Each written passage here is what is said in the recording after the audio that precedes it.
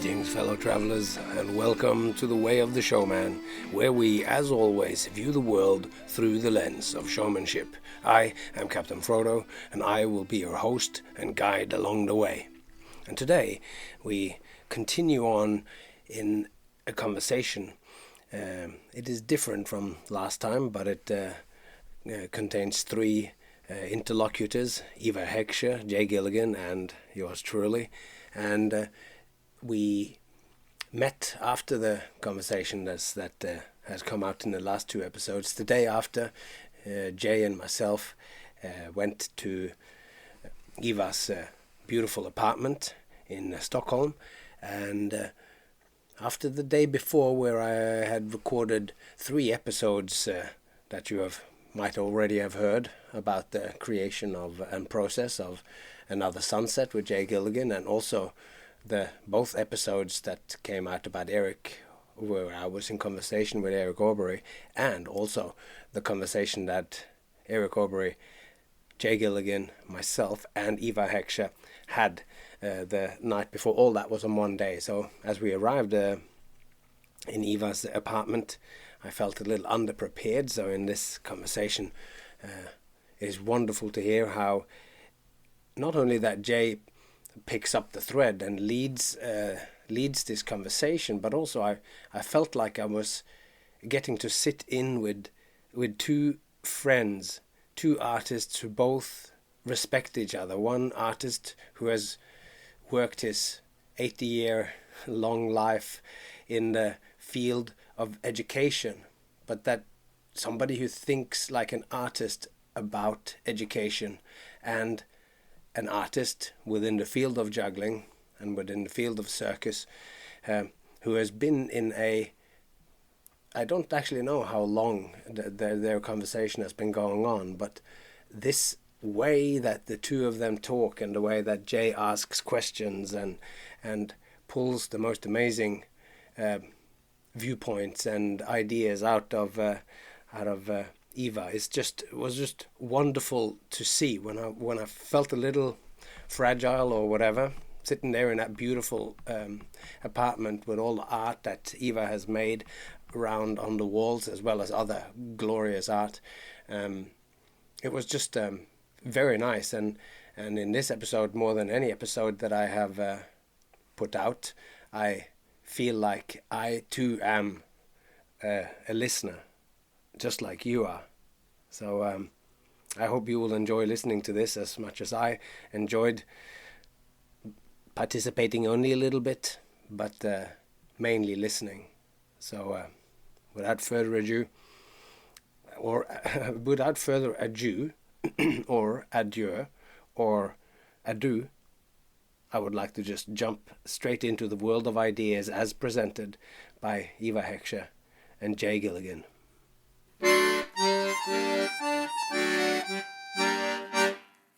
When I met Olle and Sarah and they had told me they were opening a studio, my first reaction was, what's it for? How are you going to pay for it?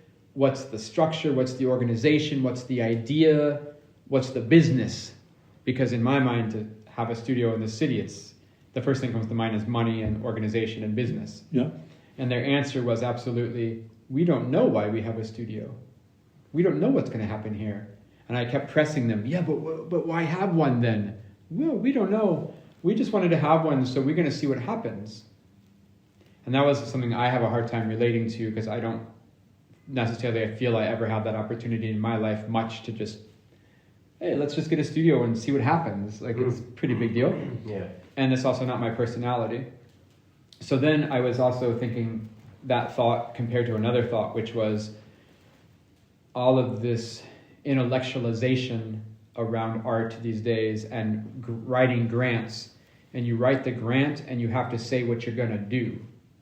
And you never write a grant and say, well, I'd like to have a studio. I'm not really sure why. Maybe something fun could happen. I don't know. Give me 50 million crowns. You can't do that, right? So I was looking around the world recently and saying, where are the opportunities we have in this world to say, I don't know? And what I really appreciate Olle and Sarah is, because I interviewed them back when I did Another Sunset. Yeah. And I said, what is your company about? And they both were kind of like, our company is about having fun. And I'm like, yeah, but what does that mean? Oh, I don't know. We do things that we think are fun, and we do things that we don't maybe know how they're going to work out, but we have a feeling for it, and we just go for it and try it. And I think that's such a not the thing to do. That nobody's doing that these days, right? Like everything is preconceived, like we said before, and everything is predetermined, and it has to already be known in order to be in process.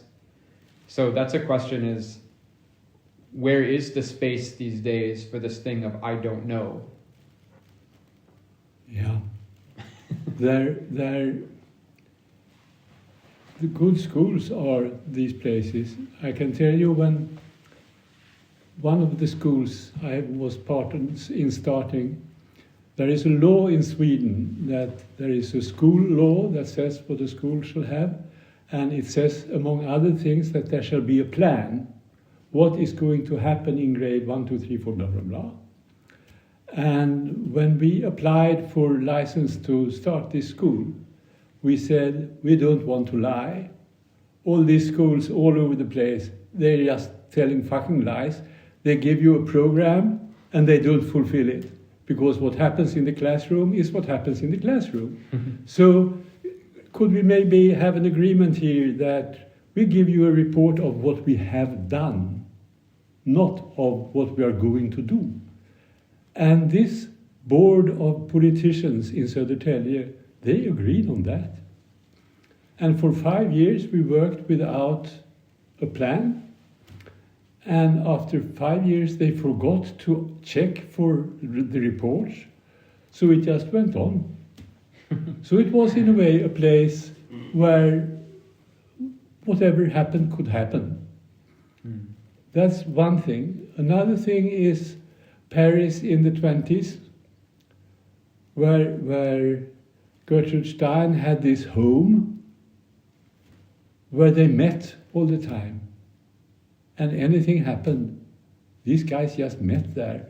And they met also in Braque's atelier and in Picasso's, and not so much, but also, and in Matisse's and other guys' places. And somewhere there was money.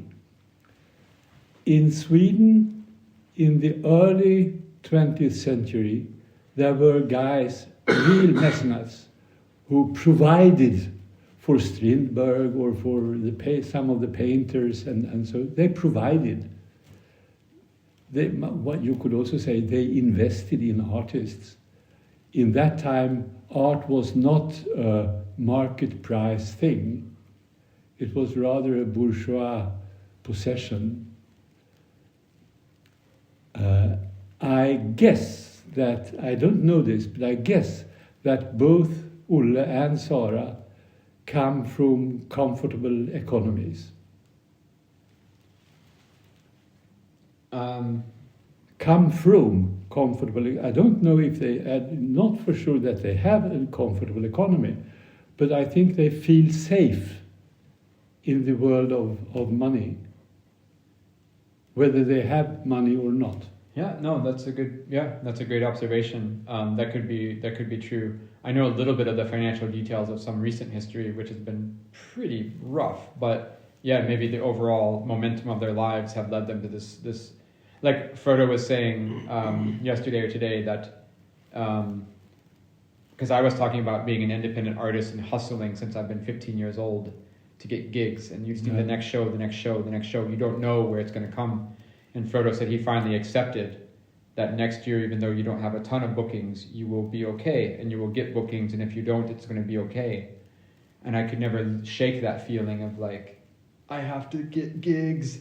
Whereas maybe Olle and Sarah have arrived to some place of being like having the same feeling of faith in their economy. I always had. We were throughout not having money. We were having absolutely all the early years in Järna in the 70s, 60s and 70s, we had salaries on which nobody could survive, but we did. So it's easy in a way if you feel comfortable with it. It's a lot of carrots and a lot of potatoes, and not so much cake and bake, but it works. That's my downfall, cake. Yeah. See, that's why you're always after the money. But there is cake now, so please cake yourself. That's because I get gigs, Ivar. This is not incidental. See, guys, this is what I'm saying. No, but I absolutely see totally the difference often when we talk. Okay. That you are coming from the not tax country America, and I'm coming from the tax country Sweden. Eric talks about that a lot with me too. And yeah. that is an enormous difference. It's a totally different culture, right, which makes your life feel totally different.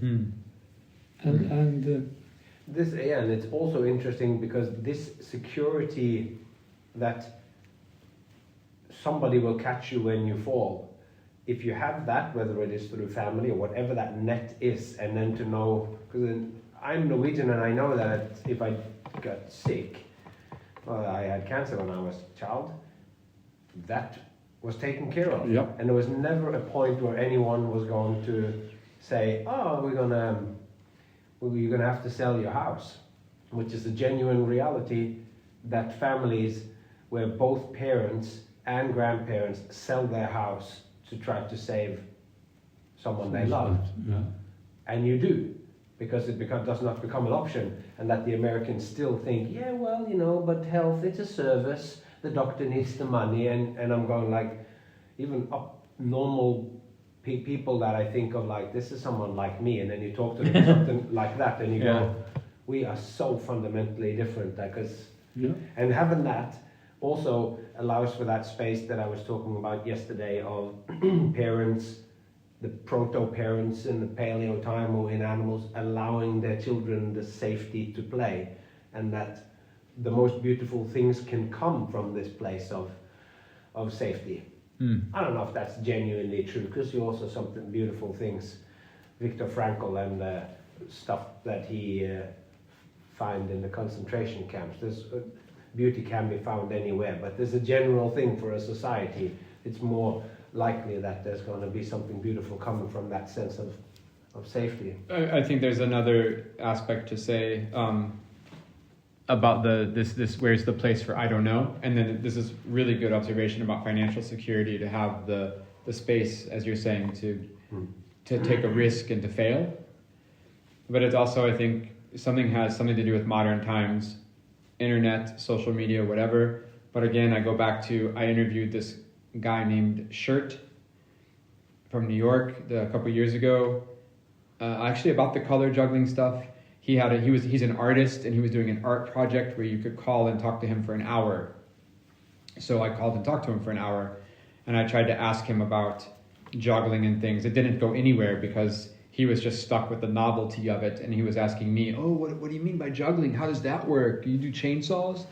But he's an artist, and I asked him, and I said, everybody in this world right now, because again, this is 4 or 5 years ago, is asking, what's it mean? Oh, you embroider pictures, Ivar? What are they about? What does it mean? And I asked Shirt, I said, so what do you say when people ask you what your art is about? And he said something I will not forget. He said, here's the thing, man. In this day and age, you have this thing, Instagram, on your phone. And the whole point of Instagram is to take your finger and swipe the screen, and you get a new image in front of you. And the whole point isn't whether you like it or not. The whole point is that you decide immediately if you like it or not, so that you scroll to the next picture. Because even if you like it and you do your little heart button, you don't look at that again. You don't come back tomorrow and find that thing that you hearted today. The whole point of kind of modern media and society right now is to drive you to have an immediate opinion so you can discard whatever it is that you saw in front of you. And he said, my art, unfortunately, he goes, I can't do that. He goes, I refuse to let people have an opinion about my work in a half second. And he said, the stuff I make, it takes whatever, I think he said 30 minutes or something, like minimum, to kind of contemplate before you can even begin to think if you like it or not. And so I think that's maybe also a thing too, like when I say, if you look around the world right now, when are we allowed to say, I don't know? Because it is the symbolic thing of everything we see, we're supposed to like it or not like it, doesn't matter. It's to discard it to get to the next image, because we have an infinite stream now, right? I just want to see this picture, Ivar. Oh, it's your new picture. Cool, it's nice. What's the next picture, Ivar? Oh, I don't like that one as much. What's the next one, right? Like, you don't sit with something these days and take time to think how you to say I don't know. Maybe that's another aspect of this. Yeah, but I mean, I don't do that. Yeah. And I know people who don't do that, like you, for example, or you, and it's a culture which is kind of quenching or what you say, strypa, kräva. Strangle. Yeah, strangling original culture. It's a non-culture, and this making fast decisions on a screen, it's not making decisions at all. It's a virtual avoiding of making decisions, avoiding of finding out what you feel. It's a way to definitely separate your mind from your emotional life. It's suicide, I would say. And I mean, already when films started, we were well on our way, and that was 100 years ago. So this suicide is going on 100% or 120. Can I ask a little like related thing to that?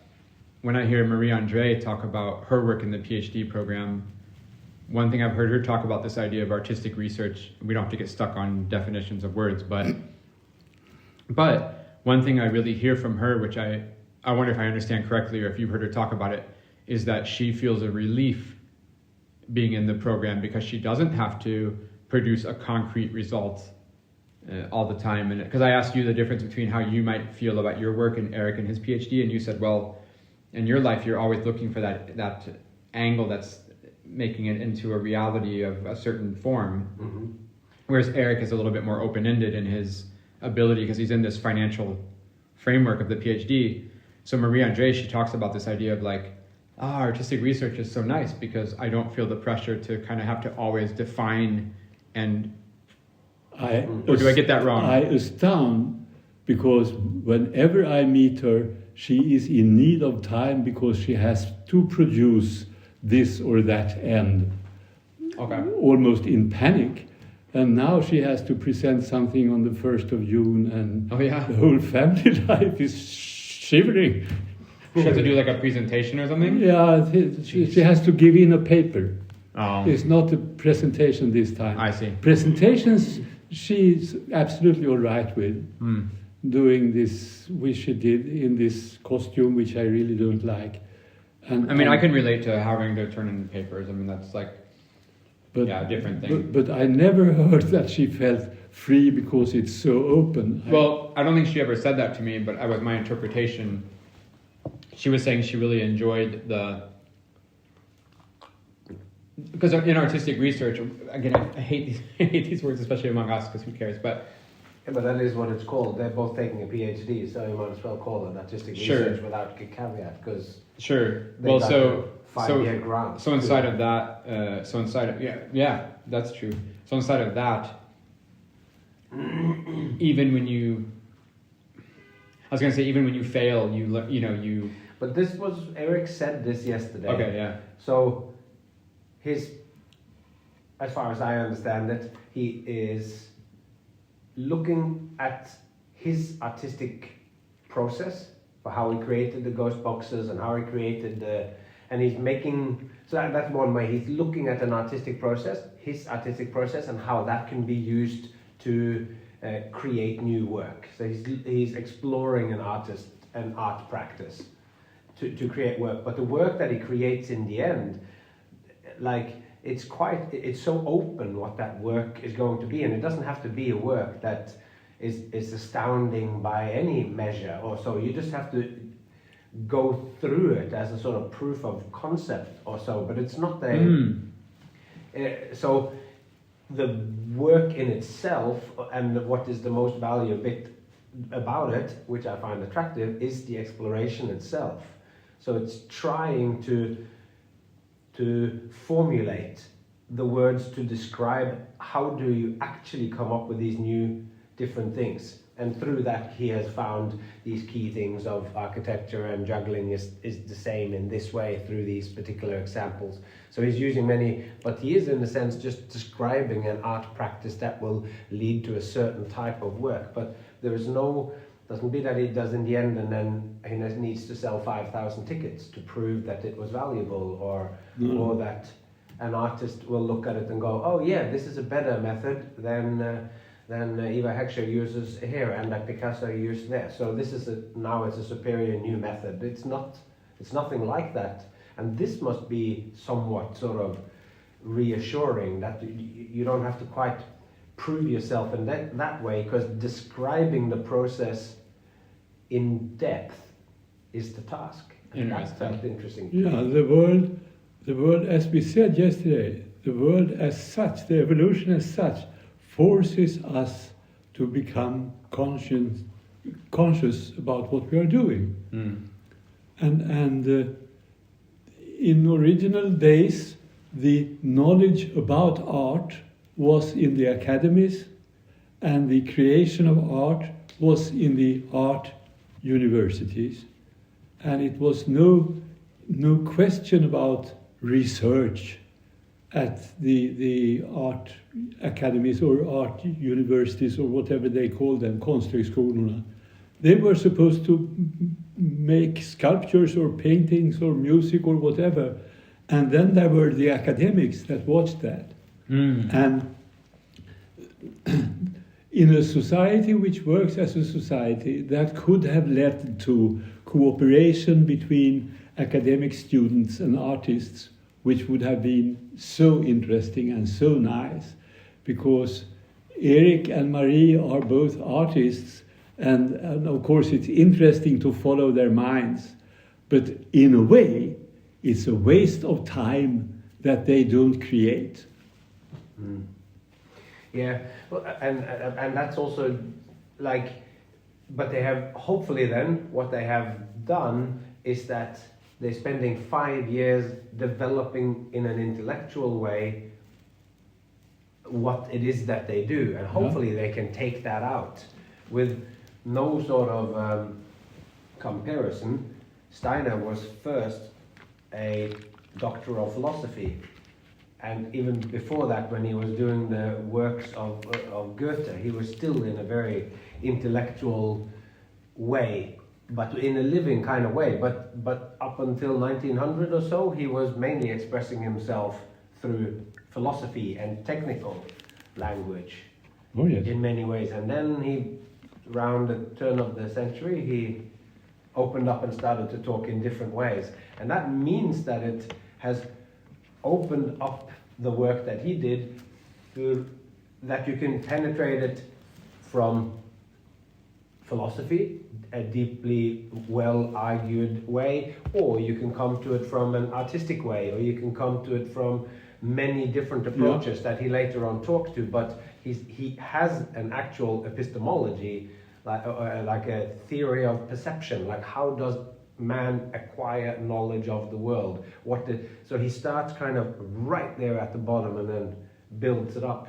And I find in myself, having spent the years of the pandemic writing out the 40 episodes and formulating my way of the showman, that this has helped me considerably in my art practice, to not just have them as ideas. I have these thoughts about what the difference is between art and entertainment. I have these thoughts about my relationship to the audience and how they are to perceive my work. I have these ideas of what it is that I do with the showman and the audience and the show. And all of those things, when I then wrote them out and constantly having to restructure it to know how things fit together, that I come out on the other side as a much more confident artist in what it is that I'm trying to express. Now, I took a break during that time to just write, but that was because the pandemic was on and I couldn't do shows, so I had to pour my creativity into something else. And I didn't have a grant, except that I got to stay for free and we're not paying electricity in my father's basement. Yeah. Took my family and we stayed there. And this gave a certain moment of rest that I then could do it. So hopefully both of Eric and Marie, that I don't know, that they also will take this work and hopefully rise above it. But maybe because you've been talking to me a little bit today, and a part of that, today was exactly what he just said. And part of that feeling of it, like, is going, is the language so dead that we can't anymore get anything from it? Because that's what I'm afraid of when you asked me, would I like to be in a program like that?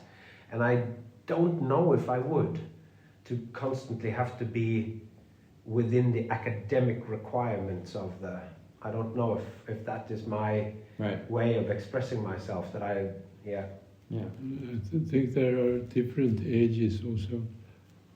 I think to do these PhD things, you should rather be under 30. And Marie is older, and that's not good. Right. So is Eric. He's not well. I have another thing to ask you, Ivar. Is it okay? Yeah, I have two things to ask you, but we'll take the first one first. So I was teaching. I think Ben was running some sort of independent course at the school last semester, we can say, before Christmas, and he invited me to come teach for a few days, 1 week. And so it turned out that all the people in the course at the time were jugglers, so that was cool. And because before I had worked the year before on there's like a pole artist, a rope artist, tissue artist, but this year it was all jugglers. So I invited Davide and Floriman to come, and we just had a big juggling class with 6 people for a week, which is, always nice to have a bigger group. And so we were just going through like my normal teaching stuff, which prior to this incident, I used to think was good, or that I knew what I was talking about. And I always think that my juggling class is the easiest thing in the world. Generally, I think you have to work really hard, but I don't think it's you're not lost as to what we're doing. I always give you a framework within which you can fill in the blank. So like today we're working on this theme. Here's the definition of that. Your task is this, but within these parameters you can do whatever you want. So you can fill it in with your Diablo or your foot juggling or your club, right? Like that's what we've developed. Yeah.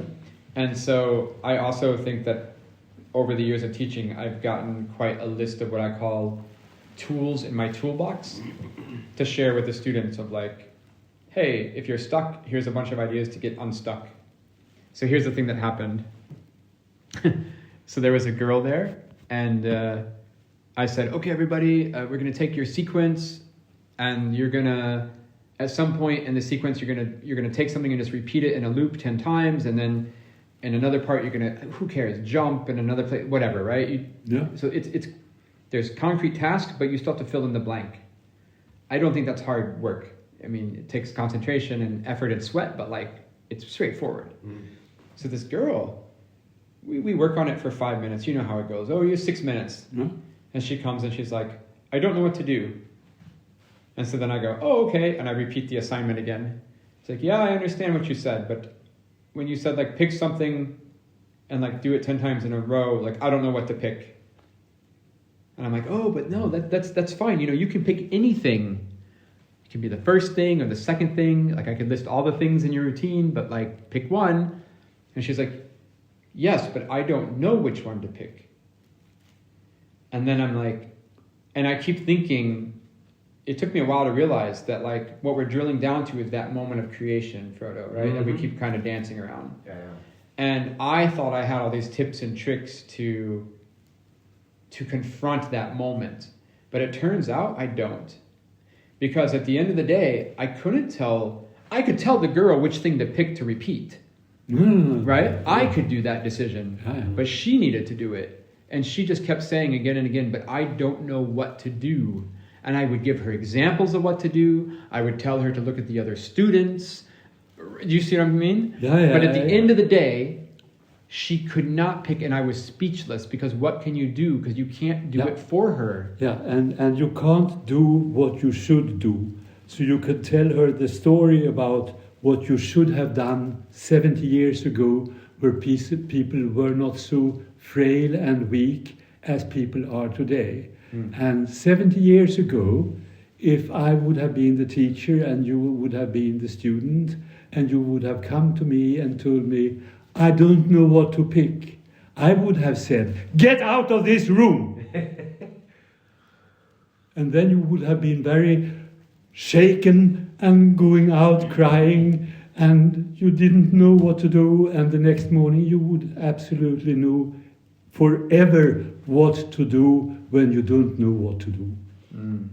Because this total artistic weakness is, of course, can only be mended by oneself, as you say. And the only way to get her to be oneself is to put her down into herself. And that is violence, and we shouldn't make things with violence these days, because people are too frail. But you can tell them a story about what you should have done, and maybe she picks up. And if she doesn't, then she has to go to her psychotherapist. I mean, the moment caused me also, I mean, the big revelation was on myself, that I thought I was talking about one thing all these years, and it turned out I actually wasn't, right? Because I thought, man, I have all these methods. I've written essays and chapters and books about it, of like how to make tricks and how to have ideas and how to work with juggling. You know, you've seen me in class all these years now. Yeah. I have all these ideas, endless ideas, but actually confronted with that one singular moment of the actual act of creation, I couldn't. But this was also, it doesn't feel to me like this was a real moment of creation either. It was an inability to make a choice. Because you said she already had the sequence. So you were just needing to choose one But what's thing. what's the difference? No, so I'm thinking like you can make a choice about, because now I was going like, should I have this chocolate here or should I have this one or whatever? And that to me is less loaded than an act of creation. There is a separation between just choosing one thing. You mean like as if there was nothing on the table and you say, what should we eat? And you have all the choices of food to put on the table. Well, more like if she is there and you're in the room and it's not juggling or it's anything, and your assignment is you come in and there is nothing and you just go, okay, just do something. This is so open-ended that it can be difficult, but you've narrowed it down so much, and they already have a bit of a sequence, and from the sequence you need to choose one thing to repeat 10 times. So there is something where also, like, because you're thinking of the thing of violence, and I'm thinking of going, well, if you don't know how to, out of a sequence of 7 things in a row, don't know how to pick 3 and repeat them 10 times, then this class is too advanced for you. You need to go to another place and learn how to there's 5 pictures. Now, based on what you like the most or which one you find the most blue, I can give you that too, and then just pick 3. And then you need to just get into a point of going like, scroll on your Instagram and find 3 things you like. Yeah. Can you do that? Is that low enough? And then you go, just imagine that each of these things is that, and then you click like on it. This is as little as this could be, or when you grow, you can take much bigger choices, but it seems if you're already confused as to choose 1 out of 7 or 3 out of 7 or whatever, then how are you approaching your actual work? Like, what is it that you want to say? Because it could just be that she's far back in the thing, but it could also just be that you're frail and you're afraid to take a choice because you think that there's a right answer. So it could also be that you're giving so many rules that she thinks you're obviously after something specific. And good observation. One thing that happened in the classes when I had the whole groups was this. I asked them, please do this and do it with care, but it is necessary that you do it. someone of you is coming, you are sitting alone in a room, and either any one of you is coming into the room.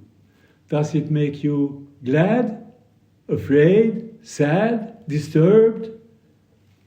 Does it matter, or what? What do you feel when this person comes into the room?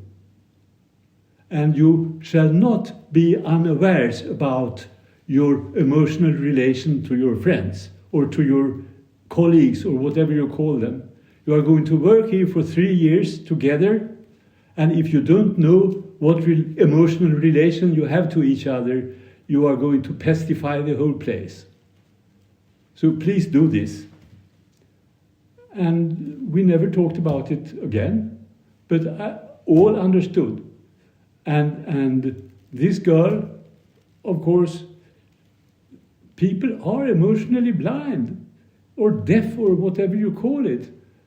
And this relation between my mind, which notices that I have an emotion, but if my mind never exercises this notification of emotions, which you can really destroy and disturb, which we just said, by virtual methods, then we are in a mess, because people will then not be acting out of themselves, they will be acting out of the results of what they have been through the last 5 years. They will be products of what has happened to them. And we can't have that. And we are having it. If you talk about, we're in this age of consciousness, or we're having consciousness, how is that in relationship to the woman crossing the street in Yarna who couldn't walk? Yeah, but that was... And you have to tell... That was... maybe it's a wrong... Maybe I made a wrong... No. That was a consciousness question, not an emotion question. Yeah. But it was absolutely an interesting thing. This was a psychotic wife of a friend of mine. And she had been to the store buying stuff, so she had 2 bags of stuff. And she was walking up the street, which was a slope. And she suddenly was just standing there. He was standing there like this. And I came from behind her. And I went up to her and I said, Desti, what are you doing? I'm trying to find out how it is to make a step. And she got stuck. Wow. And I pushed her on the back, and then she walked again. Yeah. But she got stuck in this consciousness situation, which you easily can. Yeah. You easily can. Is it maybe similar to, you gotta be very conscious of how you learn how to play the piece on the piano, but if midways through actually performing the piece, you start to think, is it the long finger, is it the ring finger? Then the music goes away. Totally. So you have to put all of your consciousness in it first, and then you have to let it go. And if you really have to think when you're walking, now do I move my hip now? And then I put the foot up, and then I go. Exactly. And then even when you try to do that, you go, but I'm off balance, because you forget that walking is actually falling. Yeah. And so I put my leg, but it's like, what was that spit? And you go, you've forgotten one thing. That's... Yeah, and there is the real story is a father of a child which I had in the Waldorf school. He was from Denmark, the boy, and the father was a real hippie. And this real hippie in some community in Småland, south of Sweden, they did exercises on breath yoga. And they became more and more conscious about how to breathe. And finally, he couldn't breathe. The boy couldn't breathe? It was the father. Or he lost the automatic... Because you have the auto... like your heart beats. He had taken charge of his breath. Yeah. Conscious charge over breathing. Yeah, and for 3 days he breathed, but then he fell asleep, and there was no breath going on, and they had to make him and call the ambulance and bring him to the hospital, and restart him, actually. And that reset was working then? It was back to automatic breathing? He was brought back to automatic breathing, but not in a jiffy. Not in a jiffy. And when we did the singing exercises with these Verbeck people, then it was a real strong rule. We can do the breath exercises for 3 weeks, and then if you haven't got it by then, give it up and don't start again until after half a year. So you get a great example of playing the piano when you start thinking about your fingers. But then in the broader sense, if we're in this age of consciousness about things, and then we see some dangers of consciousness, how do you see a way to go forward, or what to be aware of? Or you have to be aware of where consciousness is needed and where not. And don't start to try to digest your food, because then you are in deep shit. And if you will try to make your blood go round, so there are processes which you don't need to be conscious about. Okay, so just a little bit farther on this, because we're close to some other stuff you said before to link this together, in my mind at least, which would be great. So we should be conscious of you said there's where conscious is needed and where it's not. Yeah. And so it'd be fun to kind of draw that line a little bit more clearly. So you should be conscious at the start, but then you have to give yourself up to the process, or what? Like, where's the if conscious is needed some places and not? Can you be a little bit more clear on those two places? It occurs to me something about, like, we always used to have these talks years ago where I would always try to define things, and you're like, dude, you can't, art is not science, right? That's a phrase that comes to mind. Yeah. Do you see what I mean? Like, can you say anything more about where it's needed and where it's not, in terms of the process of maybe creating something or performing something or understanding something? Yeah.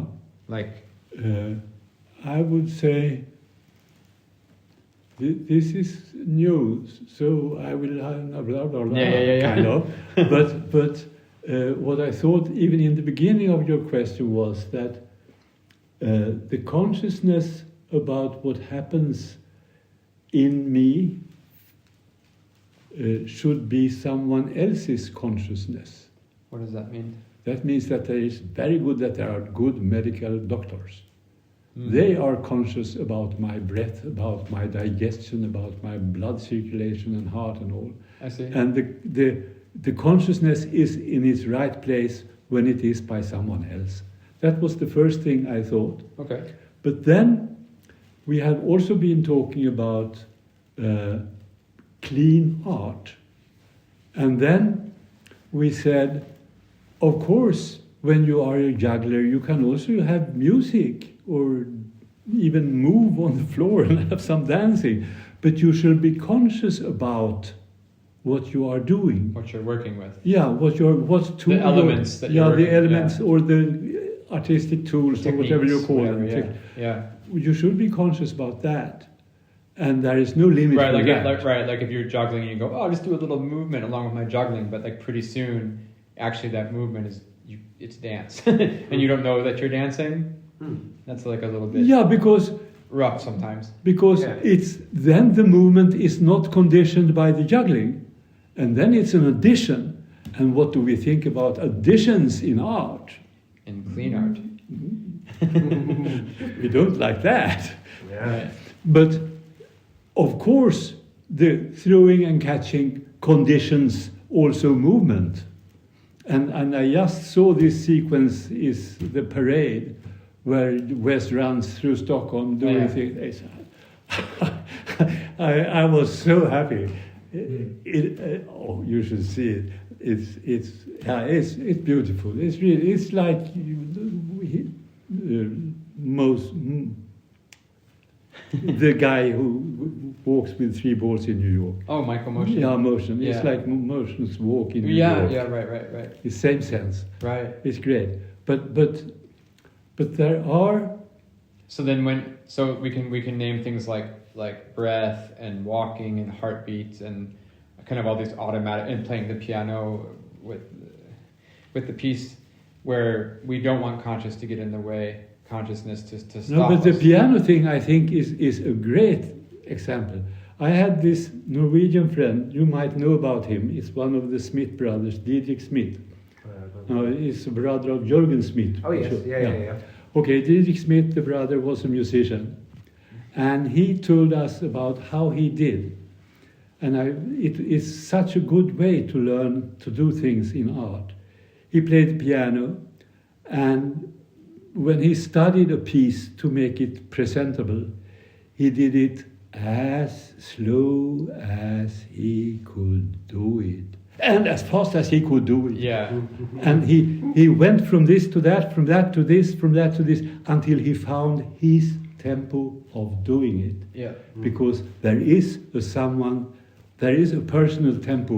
Yep, and for to find you. that tempo, you have to go to either side of it to Yeah. see where you truly are. Because you think your natural first tempo is that's my tempo. No, Not necessarily. no, because it's you a haven't new explored the territory. Yeah, because you have to explore the territory. Yeah. And this goes also when I have now, for example, with red colors, I have red plus, red minus, and red plus minus, and with blue also. Yeah.